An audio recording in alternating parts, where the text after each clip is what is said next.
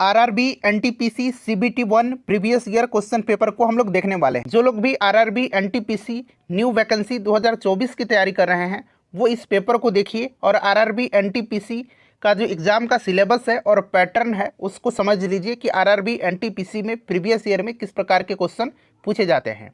और ये सीरीज मैं आपको लिए कंटिन्यू लेकर के आऊँगा। लोग पहली बार चैनल पर विजिट कर रहे हैं, चैनल को सब्सक्राइब कर लीजिए और जो बगल में बेल आइकन है, घंटी का निशान है, उसको भी जरूर दबा लीजिएगा ताकि जब भी आरआरबी एनटीपीसी न्यू वैकेंसी 2024 से संबंधित कोई भी इंपॉर्टेंट वीडियो अपलोड किया जाए तो उसका नोटिफिकेशन सबसे पहले आपके पास पहुंच जाए। तो चलिए फ्रेंड्स, बिना देरी किए हुए सेशन आज के स्टार्ट करते हैं। एक बार सभी लोग फटाफट सेशन को लाइक कर दीजिए और फ्रेंड्स जब पूरा सेट को लगा लीजिएगा इस क्वेश्चन पेपर को, तो इसे कम से कम एक ग्रुप में अवश्य ही फ्रेंड्स इसको सकते हैं। एनटीपीसी पहला प्रश्न पढ़िए कि 30 नवंबर 2020 तक प्राप्त जानकारी के अनुसार अंतर्राष्ट्रीय मुद्रा कोष यानी कि आईएमएफ के सदस्य देशों की संख्या कितनी है। अब देखिए फ्रेंड्स, आईएमएफ का अंग्रेजी में क्या फुल फॉर्म होगा? इंटरनेशनल मॉनेटरी फंड होता है। हिंदी में इसी को अंतर्राष्ट्रीय मुद्रा कोष कहा जाता है। ठीक है ना फ्रेंड्स। बात करते हैं इंटरनेशनल मॉनेटरी फंड के बारे में। तो देखिए इसकी स्थापना हुई थी 1944 में, 1994 में। इसका हेडक्वार्टर वाशिंगटन डीसी में है और वर्तमान में आईएमएफ के जो आपके मैनेजिंग डायरेक्टर हैं ये कौन है? तो इनका नाम बड़ा इंपॉर्टेंट है, याद रखिएगा, क्रिस्टलिना जॉर्जिएवा। क्रिस्टलिना जॉर्जिएवा वर्तमान में इंटरनेशनल मॉनेटरी फंड के मैनेजिंग डायरेक्टर हैं ये। ठीक है ना। अच्छा, ये जो है उस समय का भले ही करंट का क्वेश्चन हो सकता है लेकिन आज के संदर्भ में भी इंपॉर्टेंट है। अभी भी इंटरनेशनल मॉनेटरी फंड में सदस्य देशों की कुल संख्या जो है 190 ही है। इसे भी आप जरूर याद रखिएगा। चलिए पूरा इसको लगाइए फ्रेंड्स, बड़ा ही अच्छा ये क्वेश्चन पेपर है और इससे आपका कॉन्फिडेंस भी बूस्ट होगा और आपकी तैयारी भी बेहतर होगी। और ये मैं लगातार सीरीज चला रहा हूँ। ऑलरेडी मैंने आपको 4 क्वेश्चन पेपर करा दिया था, तो अगर आपने उनको नहीं देखा है तो देखिएगा, लिंक डिस्क्रिप्शन बॉक्स में मिल जाएगा। देखिए MPEG का पूर्ण रूप क्या है, यानी कि MPEG का फुल फॉर्म क्या है? तो इसका फुल फॉर्म होता है मूविंग पिक्चर एक्सपर्ट्स ग्रुप, यानी कि ये दूसरा ऑप्शन जो है यहाँ पर आप देख सकते हैं, ये बिल्कुल इसका करेक्ट आंसर होगा। नेक्स्ट क्वेश्चन कर लेंगे फ्रेंड्स। देखिए अगला प्रश्न है हमारा कि भारत की प्रथम पंचवर्षीय योजना का मुख्य केंद्र बिंदु क्या था। अच्छा, ये जो प्रथम पंचवर्षीय योजना थी इसके बारे में जानते हैं। तो देखिए ये 1951 से लेकर के 1956 तक चला था। और जो पहला पंचवर्षीय योजना है ये किस मॉडल पर आधारित था? तो हेरोल्ड डोमर मॉडल पर आधारित था। और इसका जो मुख्य केंद्र बिंदु था ये कृषि पर ध्यान देने के साथ साथ प्राथमिक क्षेत्र का विकास करना था। यानी कि यहाँ पर आप देख सकते हैं दूसरा जो ऑप्शन है ये बिल्कुल राइट हो जाएगा। टोटल कितनी पंचवर्षीय योजना चलाई गई हैं? तो देखिए फ्रेंड, टोटल जो है 12 पंचवर्षीय योजना चलाई गई हैं। ठीक है ना, इसे भी आप ध्यान रखिएगा। चलिए देखिए, ईरान का प्राचीन नाम पूछा गया है कि क्या है? ईरान का प्राचीन नाम जो है इसमें से क्या होगा? तो देखिए ध्यान दीजिएगा, ईरान का प्राचीन नाम जो है ये पर्सिया है। कभी कभी आपको इस तरह से हिंदी में पर्सिया दे दिया जाएगा। पर्सिया भी याद रखिएगा और फारस भी याद रखिएगा। ठीक है ना फ्रेंड्स। चलिए उसके बाद हम लोग नेक्स्ट क्वेश्चन कर लेंगे कि 5 से 14 तक की सभी प्राकृत संख्याओं के घनों का योग ज्ञात कीजिए। आप चाहें तो मैथ को यहाँ पर वीडियो को पॉज करके सॉल्व कर सकते हैं, या फिर जब मैं PDF आपको टेलीग्राम पर दे दूंगा वहाँ पर भी आप इसको सॉल्व कर सकते हैं। टेलीग्राम का जो हमारा नाम है वो सक्सेस केंद्र क्विज है, वहाँ पर जुड़िए, आपको PDF टेलीग्राम पर दिया जाएगा। निश्चिंत रहिए, 5 से सेट हो जाएगा ना, आज हो गया, मैं सारा PDF आपको उपलब्ध करवा दूंगा। तो यहाँ पर देखिएगा, सबसे पहले इसको हम कैसे निकालेंगे 5 से 14 तक के सभी प्राकृतिक संख्याओं के घनों का योग। तो इसका एक फॉर्मूला होता है, n इंटू n+1/2 का होल स्क्वायर, मतलब पूरा का ये स्क्वायर होता है। ठीक है। अब देखिए सबसे पहले हम क्या करेंगे, 1 से 14 तक के जो आपके प्राकृतिक संख्या है उनके घनों का योग निकालेंगे और 1 से लेकर के 14 तक को निकालेंगे। फिर उसमें से हम लोग क्या करेंगे, 1 से लेकर के 4 तक के जो है उनको माइनस कर देंगे। तो 1 से 4 तक को निकाल देंगे यहाँ से, टोटल 1 से लेकर के 1 से 14 तक में से, तो 5 से 14 तक तो बचेगा। बात समझ में आ रही है ना। तो पहले हम लोग 1 से लेकर के 14 तक के जितने भी प्राकृतिक संख्या हैं, ठीक है ना, उनके घनों का योग निकालते हैं। तो मैंने बताया था n इंटू n+1 का हाफ हो जाएगा और टोटल का ये स्क्वायर हो जाएगा, ये बताया था ना। अब देखिए 14 तक का निकालें, यानी कि संख्या कितनी है टोटल, 1 से लेकर के 14 तक 14 है। तो 14 गुना 14 + 1 15 बटा ये कितना हो जाएगा, 2 हो जाएगा। इसका स्क्वायर करेंगे तो पहले इसको अंदर सॉल्व करेंगे, 2 सत्ते 14 हो जाएगा, तो 15 सत्ते 105 का स्क्वायर हो जाएगा। 105 का स्क्वायर हम करेंगे फ्रेंड्स, 105 का स्क्वायर करेंगे तो 105 का जो अगर हम स्क्वायर करेंगे तो कितना आएगा, ये आ जाएगा। यहाँ मैं लिख देता हूँ पहले, 105 का हम लोग स्क्वायर करेंगे तो ये आप करके देख लीजिए 11,025 आ जाएगा। मैंने सॉल्व कर रखा है पहले से भी, ठीक है ना। अब देखिए, अब इसमें से क्या करेंगे, 1 से 14 तक का तो हमने निकाल लिया। अब क्या करेंगे, 1 से लेकर के 4 तक कब निकालेंगे, तो संख्या कितना है 4, यानी n इंटू n प्लस 1, यानी कि 4 प्लस 1 5/2 का स्क्वायर करेंगे तो 2 दूना 4 हो जाएगा, यानी कि 5 दूना 10 का स्क्वायर। तो ये कितना हुआ, 100 हो गया। अब इसमें से 1 से लेकर के 14 तक में से 1 से लेकर के 4 तक घटा देंगे तो 5 से 14 तक ही बचेगा। तो यहाँ पर हम लोग इसको माइनस कर देंगे, ठीक है ना। ये आपके 1 से 14 तक का है और ये 1 से 4 तक का है 100। तो ये बचा कितना आपका 5, यहाँ पर 2, और ये कितना बच गया 9, और ये आपका बच गया 10। 10 9 2 5, 10 9 2 5, यही तो आंसर है। बात समझ में आ गई होगी। तो मैथ आप खुद से भी कोशिश करिए बनाने का, ठीक है ना। वीडियो काफ़ी लंबी हो जाएगी वैसे। देखिए, दिए गए विकल्पों में असंगत विकल्प का चयन करें। ये आपका विकल्प दिया गया है, इसमें से कौन सा असंगत है ये आपसे पूछा गया। तो देखिए, आयत, वर्ग, समानांतर, चतुर्भुज, ठीक है ना, 4 भुजा वाला है। त्रिभुज इसमें असंगत है, 3 भुजा का है। चलिए, उसके बाद देखिएगा कि एक्सेल 2010 की एक सीट में कितने कॉलम होते हैं। अच्छा, ये तो कॉलम पूछ लिया गया है। अगर आपसे रो पूछता कितने रो होते हैं तो वो भी आपको ध्यान रखना है। एक्सेल 2010 की एक सीट में कितने कॉलम होते हैं, तो 16,384, ठीक है ना। अगर आपसे कुल कॉलम की संख्या पूछता तो ये हो जाता 1048,576, इतने रो होते हैं। ये आप ध्यान रखिएगा, ठीक है ना, इसको रट जाइए। उसके बाद देखिए, एक प्रश्न ऐसे भी पूछा जा सकता है यहाँ से कि एक्सेल 2010 का जो वर्कशीट है उसके एक सेल में अधिकतम कितने कैरेक्टर टाइप किए जा सकते हैं। तो कितने कैरेक्टर टाइप किए जा सकते हैं, तो ये भी याद रखिएगा 32,767 कैरेक्टर जो हैं टाइप किए जा सकते हैं, ठीक है ना। चलिए फ्रेंड्स, मैं प्रयास करूँगा आपको अच्छे से बताते चलो। उसके बाद देख लीजिएगा, अगला प्रश्न है कि एक्स और वाई जो हैं इन्होंने कार्य को क्रमशः 28 दिन, यानी कि एक्स करता है 28 दिन में और वाई करता है 20 दिन में पूरा कर सकते हैं। एक्स ने अकेले कार्य शुरू किया और 4 दिन के बाद वाई उसके साथ कार्य में शामिल हो गया। कार्य पूरा होने तक उसने 7 कार्य किया। तो बताना आपको कि कार्य कितने समय तक चला था।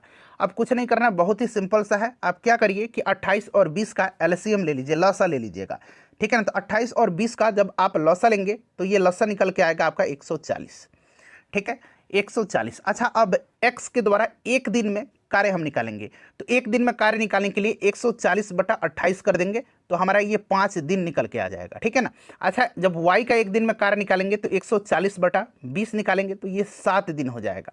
यानी कि एक दिन का इसका 7, मतलब एक दिन का ये 7 भाग कार्य करता और ये 5 भाग। ये आपका टोटल कार्य हो गया। बात क्लियर है, टोटल कार्य हो गया। अब देखिए फ्रेंड्स, क्या कर रहा है कि ये 4 दिन एक्स ने अकेले शुरू किया था, 4 दिन काम किया था। तो आपका हो जाएगा 5, एक दिन का कितना है 5 भाग है तो 5 गुना 4 यानी कि टोटल 20 हो गया। अब देखिए, 140 में से टोटल कार्य था, उसमें से इसने 20 भाग कर दिया है तो बचा कितना, 120 भाग और बच गया। इतना बात समझ में आ रहा है आपको, 120 कार्य बच गया। अब देखिए, अब 120 कार्य को देखिए फ्रेंड्स, 100 यहाँ मैं लिखता हूँ, 100 ये जो 20 कार्य है इसको अब ये आपको पूछा गया है कि दोनों मिलकर के काम कर रहे हैं तो कार्य कितने समय तक खत्म होगा, यही बात है ना। तो देखिए, अब देखिए ये 5 दिन में किया था, मतलब इसका एक दिन का 5 भाग कार्य है और इसका 7 भाग कार्य है। तो 7 5 12 दोनों को जोड़ दीजिए और 1 से 20 से भाग दे दीजिए तो 12 दहाई 120, यानी कि 10 दिन और कार्य चला था और 4 दिन इधर ये अकेले किया था तो टोटल 14 दिन कार्य चला था। क्लियर है। चलिए, उसके बाद देखिएगा, चक्रवृद्धि ब्याज की एक निश्चित दर पर धनराशि 2 वर्ष में 6400 रुपया हो जाती है और 4 वर्ष में पूछा गया 8100 रुपया हो जाती है। तो चक्रवृद्धि ब्याज की दर आपसे पूछा गया है। अब क्या किया गया है ना, यहाँ से इसको पी मान लिया गया 6400 रुपया को, ठीक है ना, 6400 रुपया को हमने पी मान लिया है, ठीक है। उसके बाद ये आपका मिश्रधन हो गया, अमाउंट हो गया 8100 रुपया। यहाँ पर थोड़ा सा ध्यान दीजिएगा, ठीक है। और समय अब देख लीजिएगा कितना हो जाएगा, 2 वर्ष से लेकर के फिर यहाँ 2 वर्ष, यानी कि 2 वर्ष का अंतर है ना। ये 2 वर्ष को हमने स्टार्टिंग से मतलब मान लिया है, हमने इसको पी मान लिया है तो ये आपका 2 वर्ष हो जाएगा समय। बात क्लियर हो रही है आपको, ठीक है ना। चलिए, अब फॉर्मूला आपको क्या होता है, फॉर्मूला होता है A = P × 1 + R/100 के पावर n टाइम है ये फार्मूला आपको पता है। अब कुछ नहीं करना है, इस फार्मूले में सारे वैल्यू को पुट आउट करिएगा और जस्ट आपको R यहाँ से फाइंड आउट कर लेना है। ये मैंने आपको तरीका बता दिया, आप खुद से सॉल्व करिएगा, इतना आ जाएगा 12.5%, ठीक है। ये सब वैल्यू यहाँ पर आकर के पुट करिए और आप इसको सॉल्व कर लीजिएगा, जस्ट आर का वैल्यू निकल जाए। ए यहाँ पर मैंने दे रखा है 8100, पी यहाँ पर 6400, और यहाँ पर टाइम एन जो है यहाँ पर आपने पावर पर जो है ना 2 वर्ष सॉल्व करिएगा, ठीक है ना। चलिए, ईस्ट इंडिया कंपनी ने भारत में किस शहर में अपना पहला व्यापारिक केंद्र स्थापित किया था? अच्छा देखिए, ईस्ट इंडिया कंपनी ने जो है 1611 में मछलीपट्टनम में अपना पहला अस्थायी कारखाना लगाया था, लेकिन फिर 1613 में जो है सूरत में पहला अस्थायी ब्रिटिश कारखाना स्थापित किया था, सूरत में। इस चीज को आप ध्यान रखिएगा। चलिए, उसके बाद नेक्स्ट क्वेश्चन है हमारा कि यदि x और y का अनुपात यहाँ पर दे रखा है तो इतना वैल्यू निकालना। कुछ नहीं, x का वैल्यू कितना है 4, y का कितना है 3। यहाँ पर देखिए 3 का क्यूब माइनस 4 का क्यूब, ठीक है। 1 मिनट रुक जाइए, x का वैल्यू 4 है ना, तो यहाँ पर ये रुक जाइए, 4 का क्यूब माइनस 3 का क्यूब, ठीक है ना। अब ये x कितना है, तो ये आपका 4 का क्यूब प्लस 3 का क्यूब, ठीक है। 4 चौका 16 चौका 64 माइनस 27, और ये हो जाएगा 64 प्लस 27। इसको सॉल्व करिएगा, 64 में से 27 घटाएगा कितना आ जाएगा, 37 आ जाएगा, और 64 प्लस 27 करेंगे तो 91 आ जाएगा। तो 37:91 यही तो दिया गया है। ये सब आप सॉल्व करिए, मैथ प्रयास करिए खुद से करने का, ठीक है ना। चलिए, ये देखिएगा कह रहा है कि 2, 3, 4, 0, 5 से बनी 5 अंकों की सबसे छोटी संख्या, ये ऑप्शन से ही आप पकड़ सकते हैं, ठीक है ना। चलिए, ऑप्शन से ही आप इसको बना सकते हैं। चलिए, मुस्लिम लीग की स्थापना पूछा गया है कि कहाँ हुई थी। अच्छा देखिए, मुस्लिम लीग की स्थापना जो है, अखिल भारतीय मुस्लिम लीग की स्थापना ये 1906 में हुई थी। 30 दिसंबर 1906 को हुई थी ढाका में। बांग्लादेश में इसकी स्थापना हुई थी नवाब सलीमुल्लाह खान के नियंत्रण पर एक सम्मेलन में, ठीक है ना। और इसका पहला अधिवेशन जो हुआ था ये 1907 में कराची में हुआ था। कहाँ पर हुआ था? कराची में हुआ था पहला अधिवेशन, ठीक है। और अखिल भारतीय मुस्लिम लीग के प्रथम अधिवेशन की अध्यक्षता आगा खान ने किया था। मुस्लिम लीग ने बंगाल विभाजन का समर्थन भी किया था। तो ये सब पॉइंट आप ध्यान रखिएगा, ठीक है। चलिए, उसके बाद देखिएगा, यहाँ पर इसको आप आसानी से सॉल्व कर सकते हैं। Sign theta minus cosec theta का √2 दिया गया है, तो कह रहा है कि साइन क्यूब थीटा और माइनस कोसेक क्यूब थीटा का मान आपको निकालना। अब देखिए, यहाँ पर इसको कैसे सॉल्व करेंगे, तो सबसे पहले आप क्या करिए कि sine theta minus cosec theta equal to ये √2 जो है बोथ साइड जो है क्यूब कर दीजिए। बोथ साइड हम लोग कैसे करेंगे, बोथ साइड क्यूब कर देंगे। Sine theta minus cosec theta equal to √2, तो हम बोथ साइड क्या करेंगे, क्यूब कर देंगे। बोथ साइड हमने क्यूब कर दिया। बात समझ में आ रहा है? अब देखिए, ए माइनस बी का होल क्यूब का फॉर्मूला क्या होता है, तो A cube minus B cube minus 3ab into A minus B होता है। तो ए क्यू यानी कि sine cube theta minus B cube यानी कि cosec Q theta minus 3ab यानी कि 3 sine theta into cosec theta into A minus B यानी कि sine theta minus cosec theta. Clear है ना? इक्वल टू उधर मतलब √2 का होल क्यूब है। अब यहाँ पर पहले देखिए, अब यहाँ पर कोसेक थीटा को हम लोग लिख सकते हैं ना 1/sin थीटा, 1/sin थीटा इसको ऐसे लिख सकते हैं ना, तो एक साइन से साइन खत्म गया, ये बात खत्म हो गई। क्लियर हो गया? अब बच गया कितना, साइन माइनस कोस थीटा का वैल्यू आपको याद है, क्योंकि दे रखा है साइन माइनस कोसेक थीटा का दे रखा है √2 होता है।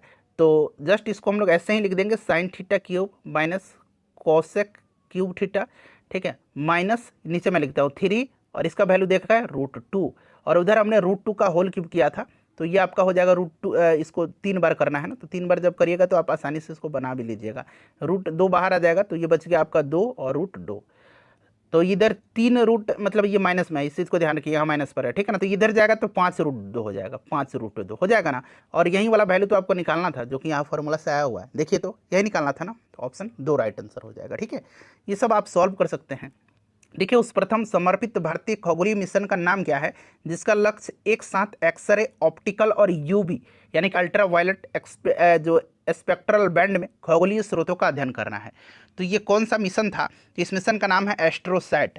एस्ट्रोसैट जो था ये सतीश धवन अंतरिक्ष केंद्र श्रीहरिकोटा से PSLV C30 के द्वारा भूमध्य रेखा से 6 डिग्री के कोण पर झुकी हुई 650 किलोमीटर की कक्षा में 1515 किलोग्राम की लिफ्ट द्वारा द्रव्यमान के साथ इसको 2015 में 28 सितंबर 2015 को लॉन्च किया गया था। 28 सितंबर 2015 को इसको लॉन्च किया गया था, ठीक है ना फ्रेंड्स, ध्यान रखिएगा। तो ऑप्शन नंबर यहाँ पर 1 राइट आंसर हो जाएगा। चलिए देखिए, एक दर्जी ने 1 मीटर कपड़े के 5 टुकड़े कर सकता है। एक दर्जी है जो 1 मीटर कपड़ा का 5 टुकड़ा कर सकता है, तो 57.6 मीटर कपड़ा को वह कितने टुकड़े कर सकता है? ये प्रश्न आपसे पूछा जा रहा है। तो देखिए अगर हम बात करें कि 1 मीटर कपड़ा को वो 5 टुकड़े कर सकता है, तो 57 का कितना हो जाएगा, 57.6 का 57.6 गुना 5, इतना टुकड़ा कर सकता है। अब यहाँ पर डेसिमल हटा देंगे तो 5 दूना 10 हो जाएगा। इसको फर्दर सॉल्व करेंगे तो 2 दूना 4, 2 अट्ठे 16 और 2 अट्ठे फिर 16, 288 राइट आंसर हो जाएगा। आई होप कि आपको अच्छे तरीके से समझ में आ रहा है सब कुछ, ठीक है। एक बार लाइक कर दीजिए फ्रेंड्स। देखिए कह रहा है कि साहिल और रोहन हॉकी और बेसबॉल अच्छे खिलाड़ी हैं, ठीक है ना। साहिल और रोशन जो है ये हॉकी और बेसबॉल के अच्छे खिलाड़ी हैं। फिर गौतम, साहिल और महेश फुटबॉल और बेसबॉल के अच्छे खिलाड़ी। कॉपी पर जब लिखिएगा तो ज़्यादा क्लियर होगा। कौशल और गौतम क्रिकेट और वॉलीबॉल के अच्छे खिलाड़ी हैं। कौशल और रोहन हॉकी और वॉलीबॉल के अच्छे खिलाड़ी हैं। पूछ रहा है कि कौन वॉलीबॉल, हॉकी और बेसबॉल का अच्छा खिलाड़ी है, ठीक है ना। तो देखिए वॉलीबॉल यहाँ पर भी है, हॉकी यहाँ पर भी है। उसके बाद कह रहा है कि बेसबॉल, तो यहाँ पर वॉलीबॉल यहाँ पर भी है, ठीक है। उसके बाद यहाँ पर बेसबॉल है, यहाँ पर आपका बेसबॉल और हॉकी जो कि प्रश्न में पूछ रहा है। अब यहाँ पर देखिएगा इसमें जो है आपका दोनों में क्या है, साहिल है, ठीक है, रोहन है।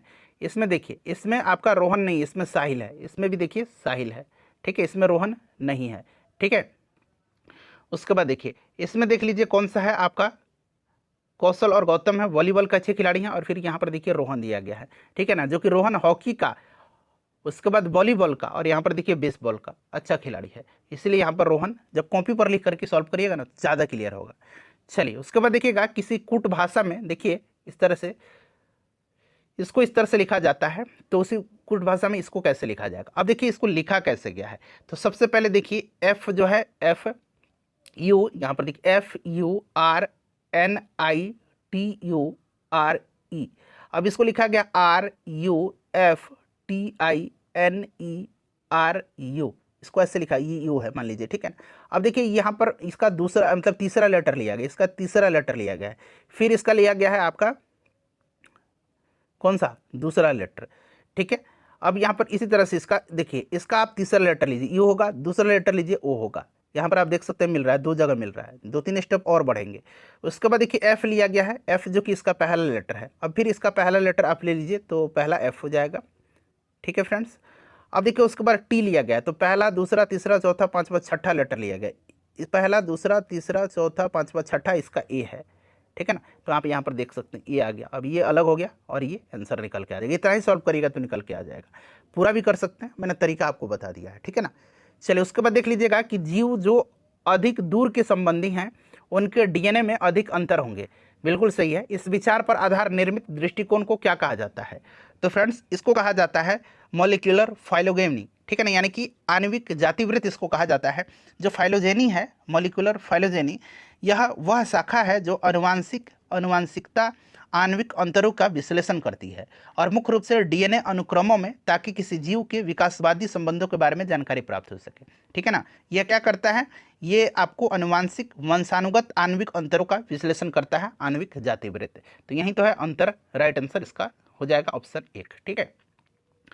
चलिए उसके बाद देखिए ये भी बहुत ही आसान क्वेश्चन है फ्रेंड्स, मैथ में प्रयास करूंगा आप खुद से बनाइए, बहुत लंबा वीडियो। अब देखिए पहले क्या था ना कि सोहन अपने खर्चों जो है, खर्च जो उसका था उसमें से, खर्च में से ये 25% की अब कमी कर लेता है। तो 100 पहले 100% खर्च कर देता था, अब ये 25% कमी किया, यानी कि 75% हो गया। और फिर ये बाद में क्या करता है, 10% की और कमी कर लेता है। तो 75 का 10% जब हम कमी करेंगे तो ये कितना निकल के आएगा, इसको सॉल्व करिए, 0 से 0 कट जाएगा, इसको मल्टीप्लाई करिए, 75 गुना 9/10 दिया गया है।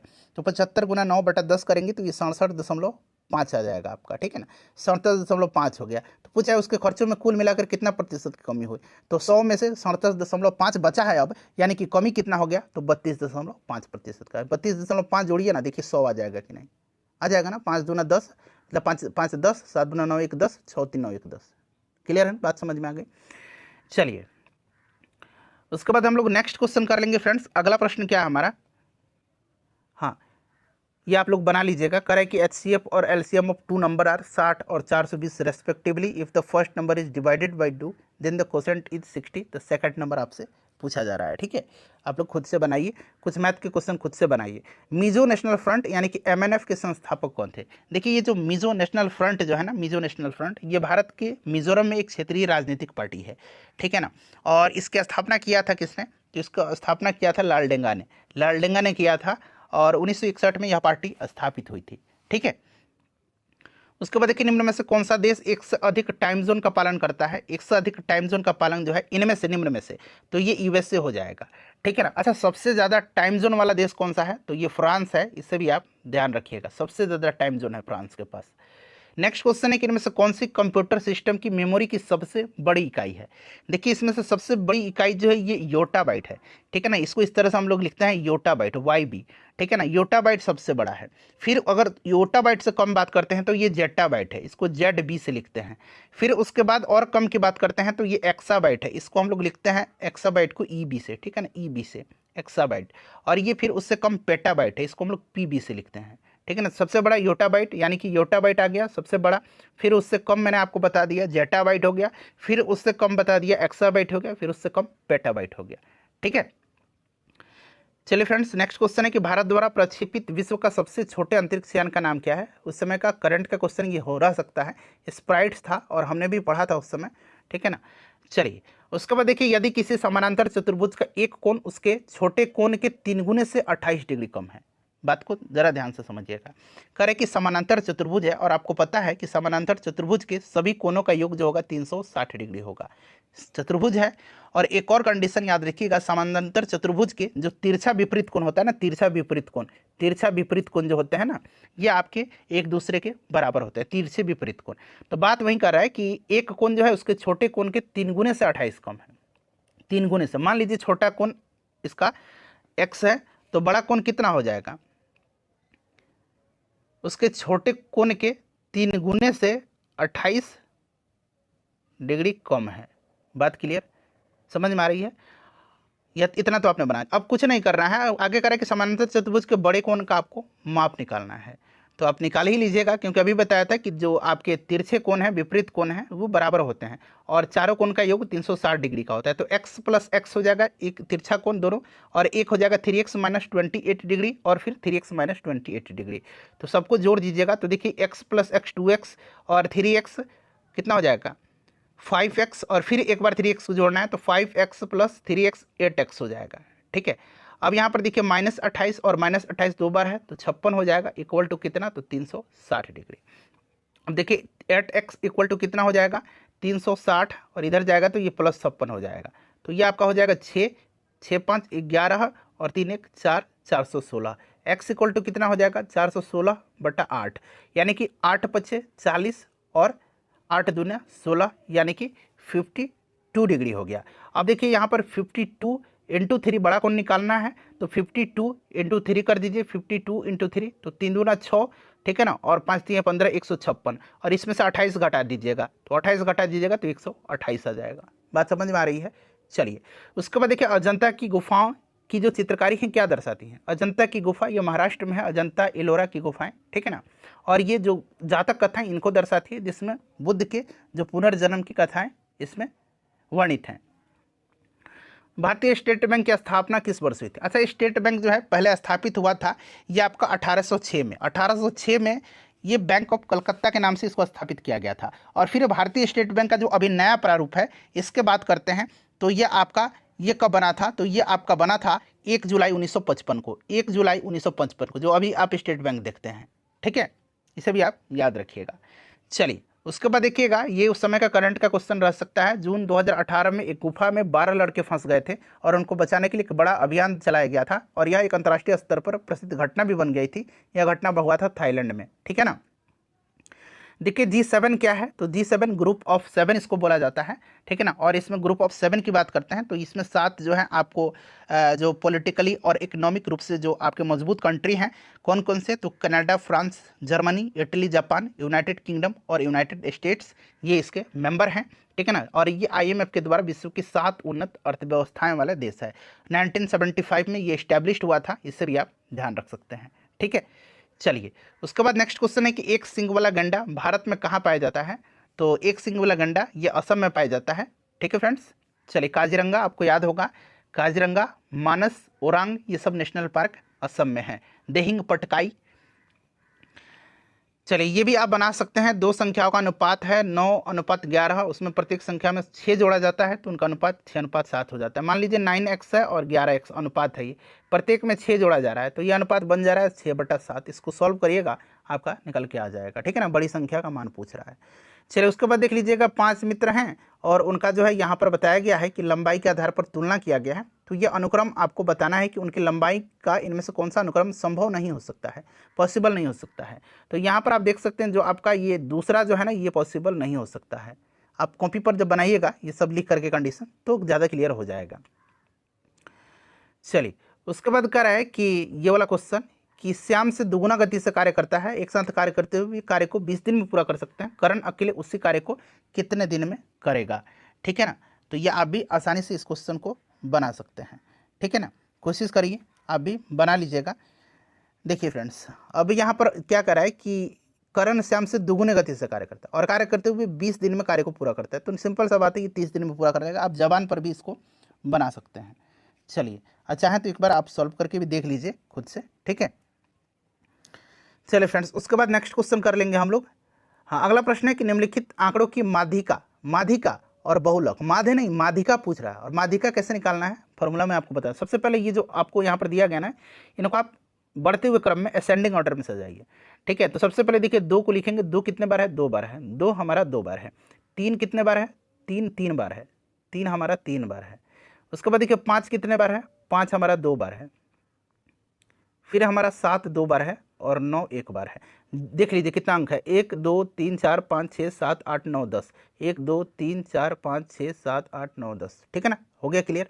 अब देखिए इसमें से हम लोग माध्यिका कैसे निकालते हैं। तो माध्यिका निकालने का फॉर्मूला जो होता है वो यहाँ पर ध्यान दीजिएगा।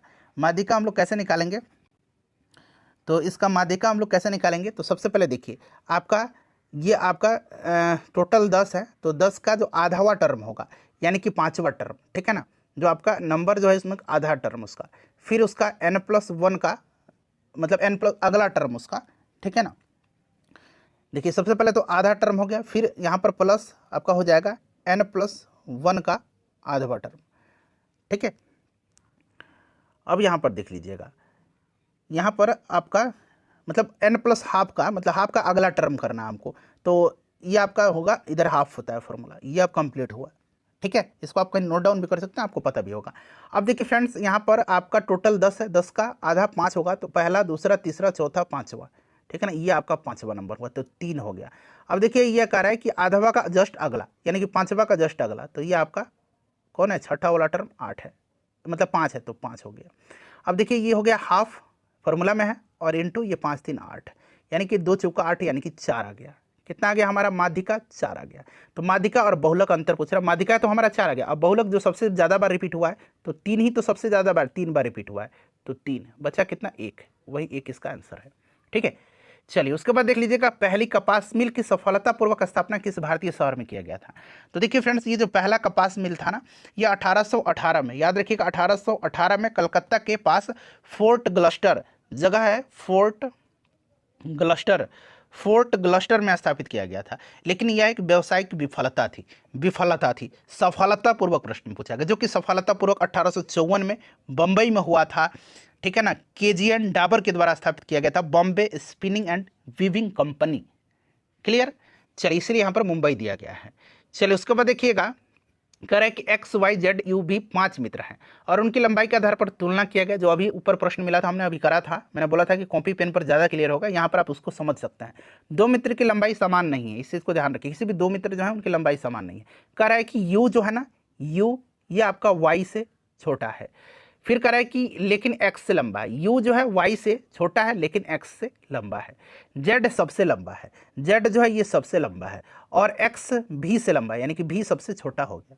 बात समझ में आ गई आपको। वहीं पूछ रहा है कि तीसरा सबसे अधिक लंबा, तो सबसे अधिक लंबा ये है, फिर उससे दूसरा लंबा और ये तीसरा लंबा U है, जो कि यहाँ U दिया गया है। चलिए उसके बाद नेक्स्ट क्वेश्चन है कि ब्याज की दर जो है, तो मतलब ब्याज की दर पर 24,000 के मूलधन पर 2 वर्ष के प्राप्त चक्रवृद्धि ब्याज और साधारण ब्याज का अंतर 60 रुपया है। ब्याज की दर ज्ञात करना है। देखिए जब भी 2 वर्ष पर जो है चक्रवृद्धि ब्याज और साधारण ब्याज का अंतर जब पूछा जाए तो ये फॉर्मूला होता है डिफरेंस इक्वल टू, इसका होता है P × R/100 का स्क्वायर होता है। डिफरेंस देख सकते हैं, अंतर 60 दे रखा है, P पी दे रखा है यहाँ पर 24,000, आर आपका निकालना है और आपका बटा 100 है, तो आर का स्क्वायर हो जाएगा और नीचे ये 100 हो जाएगा, मतलब 100 का भी इसको स्क्वायर करना है, तो 100 का स्क्वायर करेंगे तो 4 जीरो आ जाएगा, तो 4 जीरो से यहाँ पर देखिए 3 जीरो से ये 3 जीरो कट गया, अब ये बच गया कितना 60 इक्वल टू 2.4 आपका हो जाएगा क्या, या आप जैसे भी कहिए, अब चाहें तो इसको नहीं, ये 3 ही जीरो ना है और यहाँ पर 4 जीरो होगा, ये 3 जीरो है यहाँ पर, और यहाँ पर जो 100 के स्क्वायर करेंगे तो 4 जीरो हो जाएगा, ठीक है कोई बात नहीं। तो ये आपका बच गया 24 आर स्क्वायर और ये बटा 10, ठीक है। अब इधर हो गया ये 600, ठीक है फ्रेंड्स, और एक मिनट रुकिए, हाँ ठीक है, और इधर से आपका आ जाएगा ये 600 हो गया ना, और इधर से हो गया आपका 24 आर स्क्वायर, ठीक है ना। तो आर स्क्वायर इक्वल टू कितना हो जाएगा 600 इक्वल टू 24 आर स्क्वायर, याद रखिएगा क्योंकि अब यहाँ फिर लिखता हूँ 600 इक्वल टू 24 आर स्क्वायर, तो ये आर स्क्वायर इक्वल टू कितना हो जाएगा 600 बटा 24। इसको फर्दर हम सॉल्व भी कर सकते हैं फ्रेंड्स, तो देखिए कैसे होगा, 12 दूना 24, 12 25 60, यानी कि ये 50 हो गया, फिर 2 पचे 25 से 50 कट गया, यानी कि आर स्क्वायर इक्वल टू कितना हो गया 25, यानी कि आर इक्वल टू कितना हो गया √25, यानी कि ये 5 यहाँ पर राइट आंसर आ जाएगा। समझ में आ गई बात। ये फॉर्मूला आप याद रखिएगा, डिफरेंस इक्वल टू 2 वर्ष का क्या होता है, पी इंटू आर बाई 100 का स्क्वायर होता है। इस पर आप एक बार सॉल्व कर सकते हैं खुद से। चलिए उसके बाद देखिए, राज्यसभा के सदस्यों का चुनाव कितने वर्ष की अवधि के लिए होता है, तो सदस्य का चुनाव जो होता है ये 6 वर्ष की अवधि के लिए होता है, ठीक है ना, 6 वर्ष की अवधि के लिए होता है। और राज्यसभा एक अस्थायी सदन होता है, कभी भी भंग नहीं किया जा सकता है। राज्यसभा के सदस्यों की जो अगर चुनने की हम न्यूनतम उम्र की बात करते हैं तो ये 30 वर्ष होता है, ये भी आप याद रखिएगा, ठीक है ना। चलिए, वंशागति का नियम यानी कि लॉ ऑफ इनहेरिटेंस की खोज किसने किया था, तो ये ग्रेगर जॉन मेंडल ने किया था। इनको अनुवांशिकी का पिता यानी कि अनुवांशिकी का जनक भी कहा जाता है, ठीक है। चलिए उसके बाद देखिएगा कि सर्वाइवल ऑफ द फिटेस्ट, अंग्रेजी में भी दिया गया, सर्वाइवल ऑफ द फिटेस्ट वाक्यांश किसने गढ़ा था, तो ये वाक्यांश गढ़ा था हर्बर्ट स्पेंसर ने। किसने, हर्बर्ट स्पेंसर ने सर्वाइवल ऑफ द फिटेस्ट जो वाक्यांश है इसको गढ़ा था। चलिए देखिए, भारत का अधिकांश विदेशी व्यापार कैसे होता है, तो अधिकांश विदेशी व्यापार कैसे होगा, जल मार्ग से और हवाई मार्ग से, तो यहाँ पर समुद्री और हवाई मार्ग के माध्यम से, ठीक है। चलिए फ्रेंड्स, उसके बाद नेक्स्ट क्वेश्चन है हमारा कि स्टैच्यू ऑफ यूनिटी जिसका उद्घाटन प्रधानमंत्री नरेंद्र मोदी जी के द्वारा अक्टूबर 2018 में किया गया था, 31 अक्टूबर 2018 को, वो किसने डिजाइन किया था, तो ये देखिए स्टैच्यू ऑफ यूनिटी जो है ये कहाँ पर है, तो फ्रेंड्स ये गुजरात में है, ठीक है। स्टैच्यू ऑफ यूनिटी गुजरात की केवड़िया के पास स्थित है, रामबी सुतार ने किया था। अच्छा, स्टैचू ऑफ बिलीफ पूछा जाता है, स्टैचू ऑफ बिलीफ कहाँ पर है, तो याद रखिएगा ये आपका राजस्थान में है। स्टैचू ऑफ यूनिटी कहाँ पर है, तो अभी गुजरात मैंने बताया था। एक है स्टैचू ऑफ इक्वेलिटी, ये तेलंगाना में है, स्टैचू ऑफ इक्वेलिटी, तो इसे भी आप याद रखिएगा। देखिए 6 अंकों की सबसे बड़ी और सबसे छोटी संख्याओं का अंतर ज्ञात करना है, सबसे बड़ी संख्या और सबसे छोटी संख्या। आपको पता है 6 अंकों की सबसे बड़ी संख्या क्या होगी, 6 अंकों की सबसे बड़ी संख्या ये हो गई, और सबसे छोटी संख्या 6 अंकों की ये हो गई। इसको सॉल्व कर लेंगे हम लोग, तो 9 9 9 9 9 और ये 8, यानी कि 8 और 5 9, 8 और देखिए 5 9, यही आंसर है। चलिए उसके बाद देखिए, निम्नलिखित में से किसने खिलाफत आंदोलन का नेतृत्व किया था।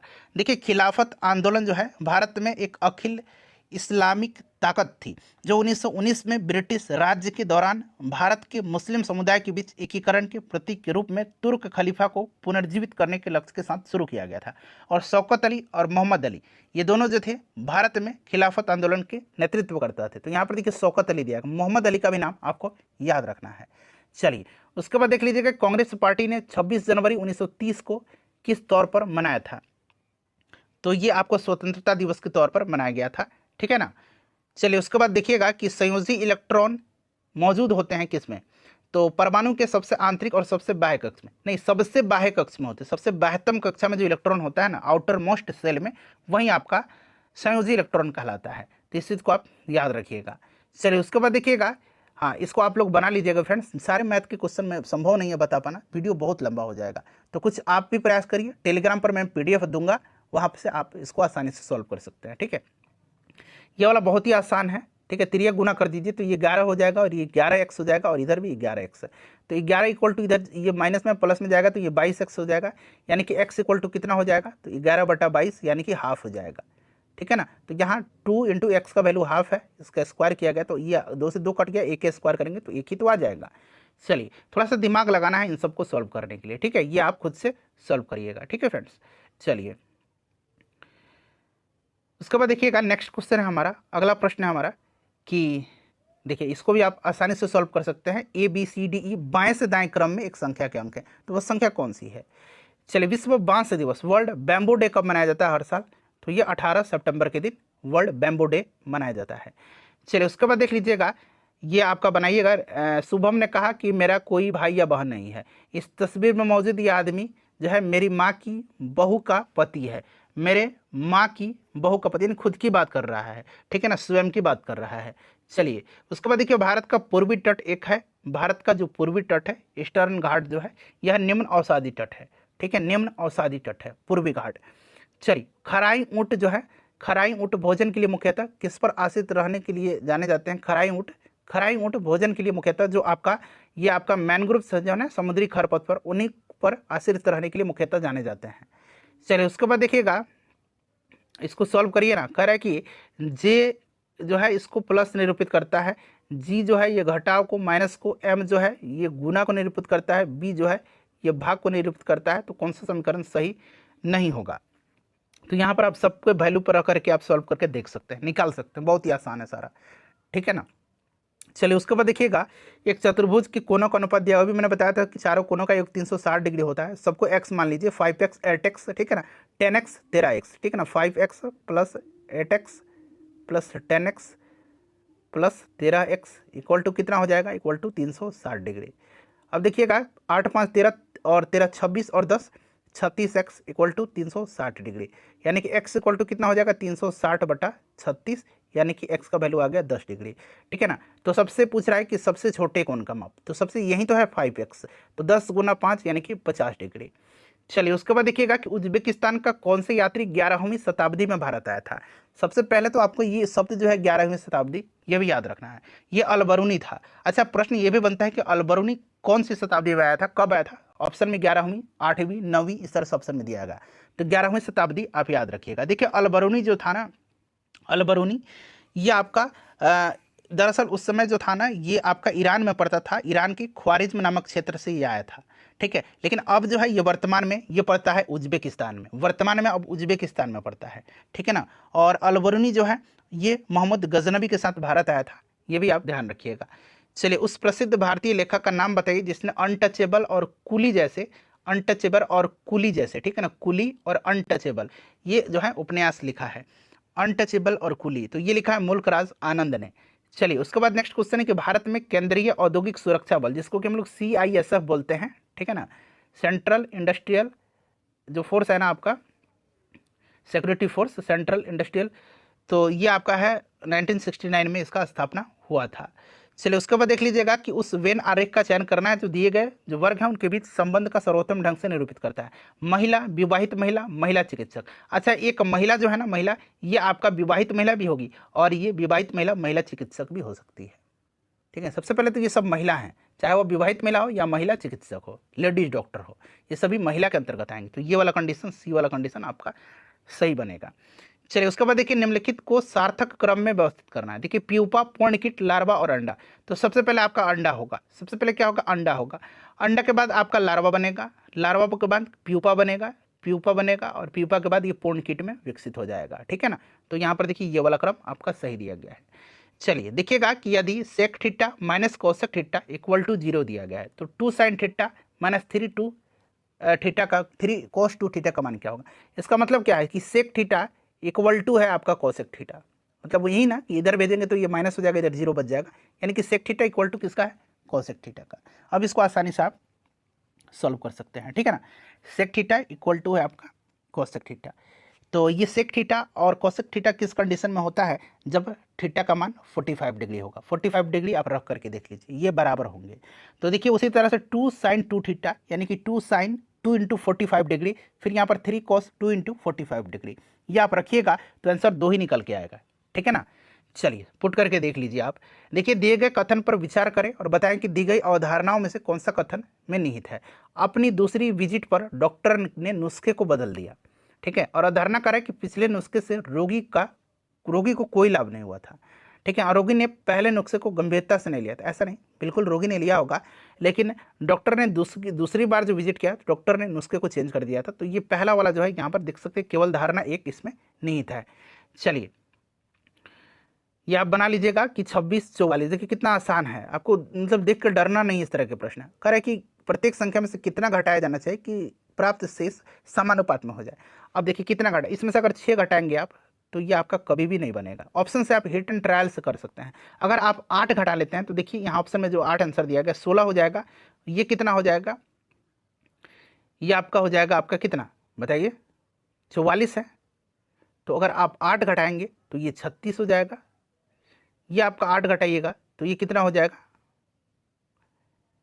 ये 16 नहीं होगा भाई, ये आपका 18 होगा, ठीक है ना, 18 होगा। ये 44 हो जाएगा, ठीक है ना, 8 घटाइए 18, 36 और ये आपका 48 हो जाएगा। और ये इसमें से 8 घटाइएगा तो ये 96 हो जाएगा। देखिए अनुपात में होगा, 18 दूना 36, मतलब देखिए 18, 36, 48 और 96, ठीक है ना, बिल्कुल ये अनुपात में हो रहा है। चलिए दो संख्याओं का योग कर रहा है कि मान लीजिए x है और एक y है, इनका योग दे रखा है 40 और इनका गुणनफल जो है x, मतलब गुणनफल x और y का 60 दे रखा है। तो उनके व्युत्क्रम का योग, यानी कि दो संख्या x है और y इनके व्युत्क्रम का योग, तो इनका एक का व्युत्क्रम 1/x हो गया और दूसरे का व्युत्क्रम 1/y हो गया।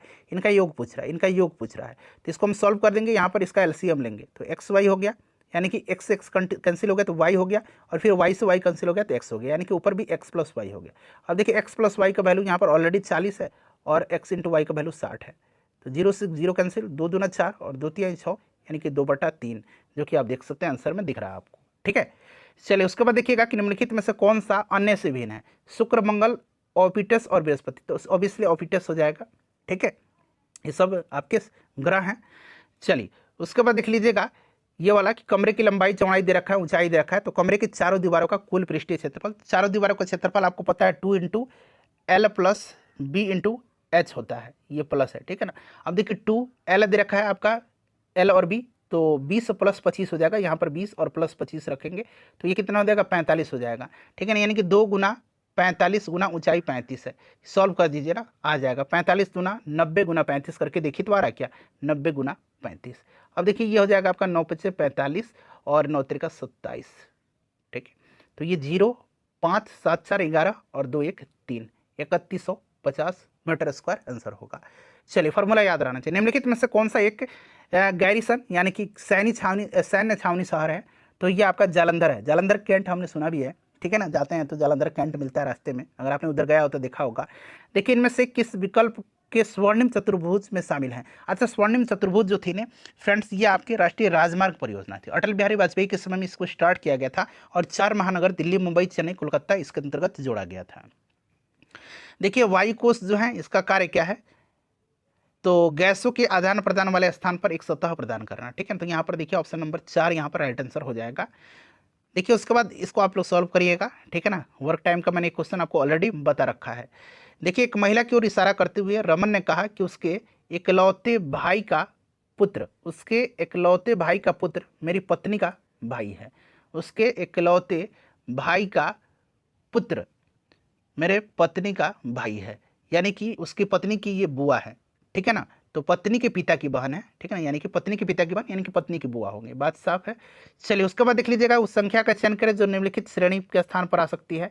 तो अब यहाँ देखिए 4 तिहाई 12 और इसमें 1 जोड़ा जा रहा है तो 13 हो रहा है, 13 दूना 26 और प्लस 1 जोड़ा जा रहा है तो 27 हो रहा है। अब देखिए 27 गुना 3 प्लस 1 जोड़ा जा रहा है तो 82 हो रहा है, यानी कि पहले बार 3 का गुना, फिर 2 का गुना, फिर 3 का गुना, अगले बार देख लीजिए फिर 82 गुना 2 प्लस 1, 82 दूना कितना होगा तो 164 प्लस 1 165, यानी कि अगली बारी 3 का गुना प्लस 1 करना होगा, तो 165 गुना 3 तो 5 3 15, क्षेत्र का 18 1 19, 3 एकम 3 और 1 4, 495 प्लस 1 496, क्लियर हो रहा है। चलिए उसके बाद देख लीजिएगा 11 sine square theta plus 12 cos square theta का न्यूनतम मान आपको ज्ञात करना है। अब देखिए 11 sine square theta plus 12 cos square theta, इसको हम लोग ऐसे लिख सकते हैं 11 कॉस स्क्वायर थीटा प्लस एक और कॉस स्क्वायर थीटा लिख देंगे तो ये 12 कॉस स्क्वायर थीटा हो जाएगा ना, इसको ऐसे लिख सकते हैं हम, ठीक है। अब देखिए इसमें से हम 11 कॉमन ले लेंगे तो 11 कॉमन ले लिया तो sine square theta plus cos square theta into plus का कोस स्क्वायर थीटा। ठीक है, तो ये sine square theta cos square theta एक होता है, तो 11 प्लस कोस स्क्वायर थीटा, इतना ही बचा ना। अब देखिए कोस स्क्वायर थीटा का न्यूनतम मान रखना है, तो आपको कोस स्क्वायर थीटा का मान न्यूनतम रखना है, तो कितना रखिएगा बताइए।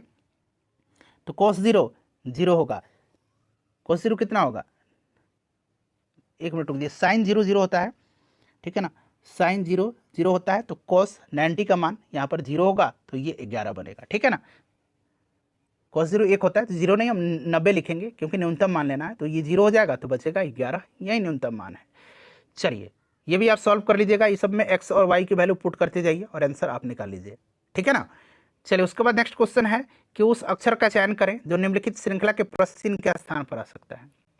देखिए कैसे जोड़ा गया है, 70 में से कितना घटाया गया, तो 63 आया है, तो 7, 63 में से कितना 56 आया, तो 63 में से आपका 7 घटाया गया 56 आया है, 56 में से कितना घटाया गया, तो 49 आया, तो 7 घटाया गया, तो ये 7 का क्रम चल रहा है। ठीक है आपसे, लेकिन ये अंक से कोई मतलब नहीं है आपको। ये देखिए भी के बाद आर के बाद ओ के बाद क्या आएगा।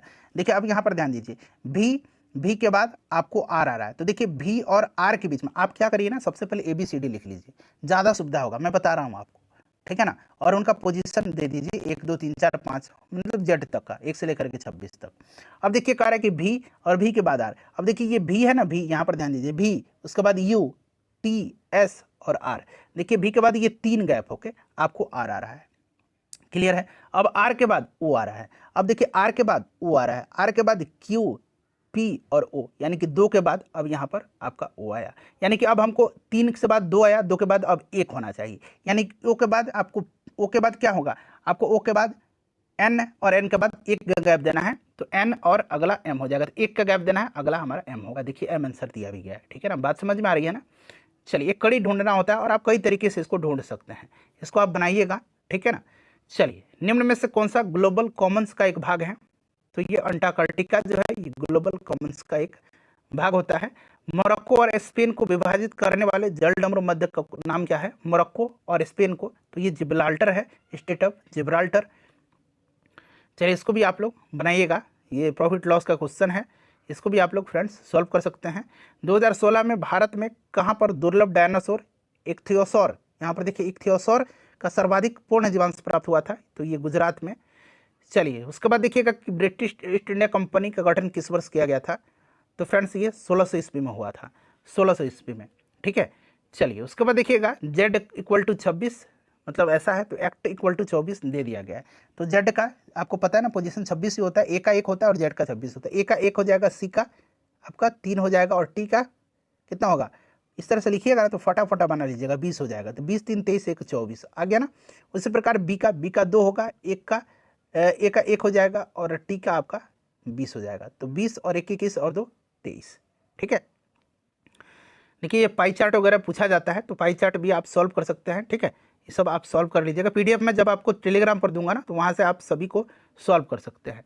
ठीक है, अब यहाँ पर देख लीजिएगा, कर रहा है, थोड़ा सा ध्यान दीजिएगा, कर रहा है इसमें कि कोई कुछ पेपर पेंसिल है, मान लीजिए ये पेपर हैं, ठीक है ना, ये आपके पेपर हैं, कह रहा है कि कुछ पेपर जो हैं ये पेंसिल हैं, मान लीजिए ये आपका पेंसिल हो गया, कुछ यहाँ पर हिस्सा है तो ये पेंसिल हैं। ठीक है, कह रहा है कि कुछ पेंसिलें बोर्ड हैं, कुछ पेंसिल जो है ना, ये कुछ पेंसिल ये आपके बोर्ड हैं। अब देखिए कह रहा है कि कोई पेपर बोर्ड नहीं है, कोई भी पेपर बोर्ड नहीं है, बताइए। बिल्कुल यहाँ पर जो है पूछ रहा है किसमें से पालन करता है, कोई पेपर बोर्ड नहीं है, नहीं तो देखिए यहाँ पर जो आपका दूसरा है ना, कुछ पेंसिल बोर्ड है, कुछ पेंसिल बोर्ड है, लेकिन ये नहीं कहा गया कुछ पेपर भी बोर्ड है। ये वाला कंडीशन ऐसे भी बन सकता था, ऐसे भी बन सकता था, तो ये तो आपका कुछ पेपर बोर्ड हो सकते हैं। ठीक है ना, ये वाला तो होना चाहिए था, लेकिन यहाँ पर नहीं सेटिस्फाइड हो रहा है, सभी पेपर बोर्ड है, नहीं कुछ बोर्ड पेपर नहीं है, कुछ बोर्ड पेपर भी हैं, अगर इस तरह से कंडीशन में हम बनाते तो। ठीक है ना, तो इसीलिए यहाँ पर दिया गया कोई भी निष्कर्ष का पालन नहीं करता है। ठीक है। चलिए उसके बाद देखिएगा ये पैटर्न दिया गया, इसका चयन करना, मतलब देखिए ये आपका सर्कल है और इस तरह से आपको दिया गया है। यहाँ पर मैं आपको बता देता हूँ ताकि आपको ज़्यादा मतलब स्पष्ट दिखाई दे। अब यहाँ पर 25 है तीसरा वाला में, और 17 है और ये 6 है। यहाँ पर देखिए 38 है, 18 है और यहाँ पर 6 है। और ये पहला वाला यहाँ पर मैं लिख देता हूँ, ये पहला चित्र है, ये दूसरा चित्र है और ये तीसरा चित्र है। इसमें 89 है और ये 16 है, पूछ रहा है यहाँ पर क्या आएगा। अब देखिए कुछ नहीं करना, इन दोनों को जोड़ देना ऊपर वालों को। 25 और 17 कितना हो जाएगा, तो 7 5 12 42 हो जाएगा, 42/6। देखिए फिर 38 और 18 को जोड़िएगा तो ये 56 हो जाएगा, 56/8 है, ये 8 है, ये 8 है, ठीक है ना, गलती से यहाँ पर हो गया, 8 है, ये 8 हो जाएगा। फिर 89/16 करिएगा तो 89 1 90 और 106 और बटा नहीं 105 हो जाएगा ना, एक दे दिया तो 105 हो जाएगा, बटा यहाँ पर कितना होगा वो पूछा गया है। मतलब यहाँ पर देखिए 7 6 42 60 टाइम में, 8 7 56 60 टाइम में, तो 15 7 175 होता है, तो इसलिए यहाँ पर 15 आंसर होगा। ठीक है, चलिए यहाँ पर करें कि माताएं महिलाएं और बहनें, तो जो महिलाएं हैं ना ये माता भी होती हैं और बहन भी होती हैं, तो इसलिए ये वाला कंडीशन उसी तरह का था जो अभी हमने किया हुआ था। हाथ की उंगली से वही संबंध है जो पेन का, हाथ में उंगली रहती है तो पेन में निब होता है। ठीक है, चलिए उसके बाद देखिएगा कि उस विकल्प का चयन करें जिसका तीसरे पद से वही संबंधित दूसरे पद का पहले पद से है। तो बढ़ई आरी तो लोहार हथौड़ा लेगा, ठीक है ना, बिल्कुल सही है। चलिए निम्नलिखित में से कौन सा अन्य से मेल नहीं खाता है। देखिए कोट शर्ट जैकेट और स्वेटर, तो इसमें से आप देख सकते हैं यहाँ पर कोट जैकेट स्वेटर शर्ट इसमें से मेल नहीं खा रहा है, ठीक है ना। चलिए उसके बाद देख लीजिएगा, इसको आप लोग सॉल्व कर लीजिएगा, ठीक है ना फ्रेंड्स। देखिए निम्नलिखित को तर्कसंगत क्रम में व्यवस्थित करना है, तो हम राजस्थान दिया गया तो राजस्थान की तरफ से हम बढ़ेंगे, तो राजस्थान से आपका आएगा फिर कौन सा, उत्तर प्रदेश, ठीक है ना। उत्तर प्रदेश से फिर आपका बिहार आ जाएगा, बिहार से फिर हम लोग जाएंगे असम में, फिर असम से नागालैंड में। तो ये एक सीरीज में दे रखा है, मतलब एक दिशा से ये दे रखा है, तो इसीलिए यहाँ पर आपका 4 राइट आंसर हो जाएगा। चलिए कह रहे कि नाइफ को कूट भाषा में इस तरह से लिखा गया है, तो पेंटिंग को किस प्रकार से लिखा जाएगा, ये आपसे पूछा गया है। नाइफ को, ठीक है ना, नाइफ को ऐसे लिखा गया है, थोड़ा सा दिमाग लगाइए, बताइए क्या होगा। देखिए फ्रेंड्स ये कुछ भी नहीं है, ये अपोजिट एक दूसरे का दिया गया है। के का अपोजिट पी होता है, एन का अपोजिट एम होता है, आई का अपोजिट आर होता है, एफ का अपोजिट यू होता है और ई का अपोजिट बी होता है। ABCD लिख लीजिएगा ना तो सब कुछ पकड़ा जाएगा। अब देखिए पी का अपोजिट जो होगा, पी का अपोजिट आपका के होगा, ए का अपोजिट आपका जेड होगा, आई का अपोजिट क्या होगा, तो आई का अपोजिट आपका आर हो जाएगा, ठीक है ना। एन का अपोजिट एम होता है, टी का अपोजिट क्या होगा, तो टी का अपोजिट आपका जी होगा। फिर आई का अपोजिट आपका क्या होगा, तो अभी आई बताया था, आई का अपोजिट आर होगा, एन का एम होगा और जी का अपोजिट क्या हो जाएगा, तो जी का अपोजिट आपका टी होगा। देखिए के Z R M G R M T, ये वाला सही है, ठीक है। चलिए उसके बाद देखिए उस अक्षर की पहचान करें जो निम्नलिखित श्रृंखला से संबंधित नहीं है, अब जब आप ABCD लिख लीजिए ना तो वैसे देखिएगा, एक्स, यहाँ से मैं स्टार्ट करता हूँ, W, उसके बाद आपका VUT, ठीक है ना। अब यहाँ पर देखिए एक्स के बाद यू आ रहा है, तो एक्स के बाद यू आपका आ रहा है कितना, 2 अंक के बाद, ठीक है ना। अब देखिए यू के बाद क्यू आ रहा है, हमने टी लिखा SRQ। अब देखिए ये 2 अंक के बाद, अब यहाँ पर 3 अंक के बाद क्यू आ रहा है, ठीक है ना। ये 2 से 3 हो गया, अब 3 से अगला 4 होगा, यानी क्यू के बाद आपका PONM के बाद L आना चाहिए, यहाँ पर L आना चाहिए, तो यहाँ पर L नहीं आया, यही नहीं, इस गलत दिया गया। L के बाद आप देखिए 4 के बाद अब 5 होना चाहिए, तो L के बाद देखिए K, उंगली पर देखिए KJIHG, देखिए 5 के बाद F आया, उसके बाद 6 के बाद आना चाहिए, तो F के बाद देखिए, F के बाद पीछे से फिर हम लोग 6 की तरफ बढ़ेंगे, तो E, उंगली पर काउंट कीजिए, EDCB ए, और फिर ये चला जाएगा पीछे जेड की तरफ, तो 6 हो गया, जेड के बाद वाई आ गया, तो इसीलिए यहाँ पर L होना चाहिए था जो कि M है, तो ये सीरीज में ये आपका असंगत दिया गया, संबंधित नहीं है, ठीक है। चलिए उस संख्या का चयन करें जो निम्नलिखित श्रेणी के प्रश्न चिन्ह के स्थान पर आ सकता है, बताइए। अब देखिए 6 दूना 12 1 13, 13 दूना 26 1 27, तो उसी प्रकार से 27 दूना 54 और 1 55 होगा। आगे बढ़ के चेक कर लेंगे, 55 दूना 110 1 11, 111 दूना 2